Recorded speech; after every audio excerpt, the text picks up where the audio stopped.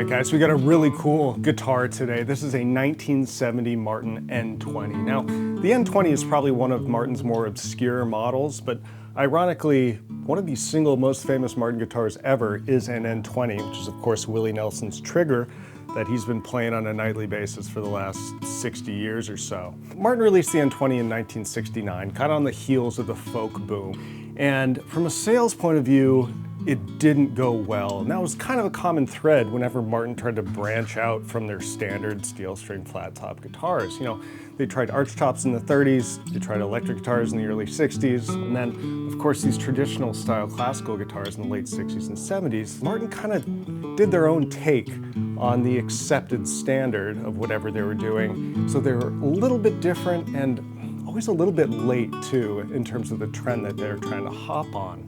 They're considered very, very well-built instruments, and they are, but none of them ever really took off from a sales point of view. Now, this particular guitar, as I said, is a 1970, so of course you're thinking it's Indian Rosewood, right? And conventional wisdom would say yes. You know, in late 69, of course, Martin started to transition from Brazilian to Indian, bled over a little bit in January of 1970.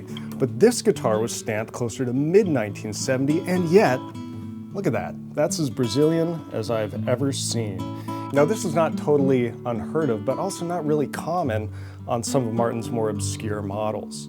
Even after they transitioned to Indian Rosewood, they still had a pretty good sized stash of Brazilian Rosewood, so into the first couple quarters of 1970, you'd see a set of Brazilian pop up now and again on something like the N-20 or occasionally on some smaller models as well. Now, as you can see, this particular example is super, super clean. Somebody really took care of this thing. It comes with the original case, and what I think is the coolest, it has its original serialized Martin embossed price tag. As you can see, it was 500 bucks in 1970. That's no small investment. So a really cool, kind of oddball model, cool piece of Martin history.